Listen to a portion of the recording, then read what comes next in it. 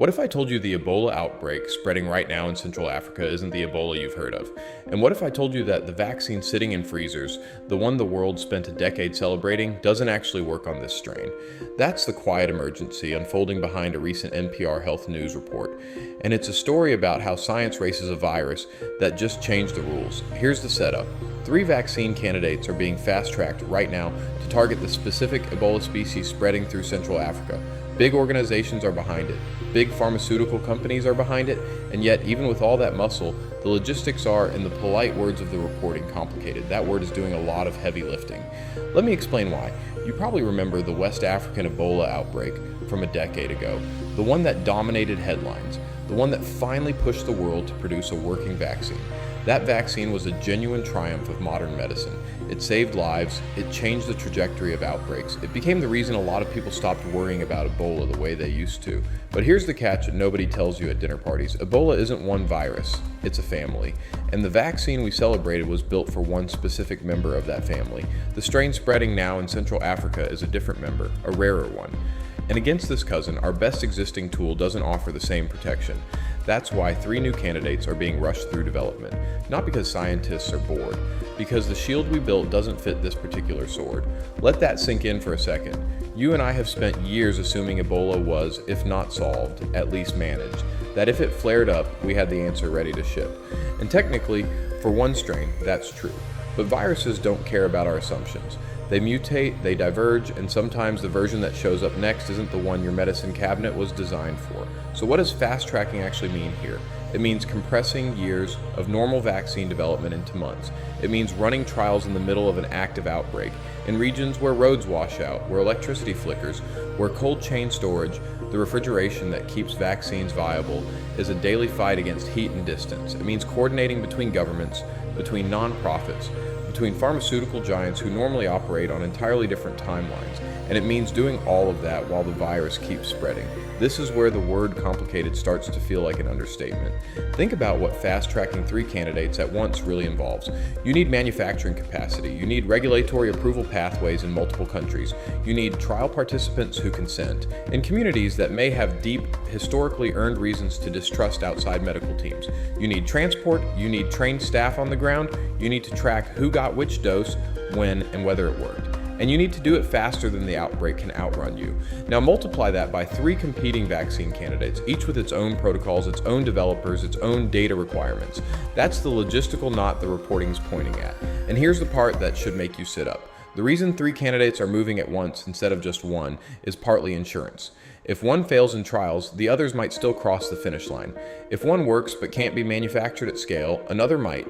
This is what an emergency response looks like at the highest level. Redundancy, parallel bets, hoping at least one path leads somewhere usable before too many more people get sick. You might be wondering why you haven't heard more about this. Why isn't every news channel leading with it? Part of the answer is geography. Outbreaks in Central Africa tend to get a fraction of the global coverage that outbreaks closer to wealthy countries receive. Part of it is fatigue. After everything the world has been through with infectious disease in recent years, public attention has worn thin. And part of it is the strange comfort we take in the word vaccine. We hear it and assume the problem is handled, even when, as in this case, the existing vaccine isn't the right tool for the job. There's something almost philosophical about this moment. We tend to think of medical progress as a ladder. Each rung is a problem solved, locked in, behind us. But infectious disease isn't a ladder, it's a treadmill. You can run as hard as you want, and the ground keeps moving. The Ebola vaccine that worked for one strain was a real victory. It just wasn't a permanent one. Nothing in this field is. And that's worth thinking about the next time you hear someone say a disease has been beaten. Beaten under what conditions? Against which strain? With which tools? In which places? The answers matter. Here's another thing worth sitting with. The fact that 3 candidates exist at all, ready to be fast-tracked, is itself a quiet miracle of the last decade of investment. 20 years ago, an emerging Ebola strain might have caught the world completely flat-footed, with nothing in the pipeline at all. The infrastructure to even attempt this kind of rapid response had to be built piece by piece, often during quieter periods when nobody was watching. Funding for that kind of preparatory science is unglamorous. It doesn't make headlines, it doesn't win elections, but without it, the response now would be far worse. So when you hear about big organizations and big companies backing this effort, that's the dividend of years of slow, patient, often invisible work. work that was done before this outbreak existed, work that's being cashed in right now. But the logistics piece is where the story gets sobering, because developing a vaccine and delivering a vaccine are entirely different challenges. Central Africa has some of the most difficult delivery environments on the planet. Remote villages, limited road networks, active conflict zones in some areas, communities that, for very real historical reasons, may be wary of outside medical interventions, cold chain requirements that strain even well-resourced health systems. And on top of all that, the sheer time pressure of trying to vaccinate ahead of a moving outbreak. It's one thing to manufacture 1 million doses, it's another thing entirely to get those doses, intact and effective, into the arms of the specific people who need them most, before the virus reaches them first. This is the part of medicine that almost never makes it into the headlines, the unglamorous middle. Not the lab breakthrough, not the policy announcement. The trucks, the freezers, the trained workers, the community meetings, the careful, patient work of building trust in places where trust has been broken before. That's where outbreaks are actually won or lost.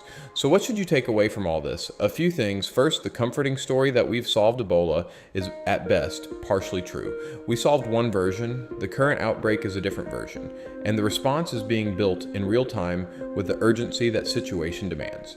Second, the fact that 3 vaccine candidates exist and can be accelerated at all is genuinely good news. It means the infrastructure of preparedness, however imperfect, is functioning. Years of investment are paying off in a moment when they're needed. Third, the hardest part isn't going to be the science. The science at this point is the part the system knows how to do. The hardest part is going to be the logistics, the delivery, the coordination, the trust building, the race against geography and time. And fourth, and maybe most importantly, this story is a reminder that nothing in public health stays solved. Viruses adapt, strains shift. Tools that worked yesterday may not work tomorrow. The price of staying ahead isn't a one-time payment, it's a permanent subscription. You can think of it like this. Imagine you built the perfect lock for your front door. It works beautifully. For years, nothing gets through. Then one day you discover that someone has been quietly building keys for a slightly different lock, the back door you forgot about. That's where we are with this Ebola strain. The front door is locked, the back door has a vulnerability, and teams around the world are racing to design a new lock before too many people figure out the back door is open.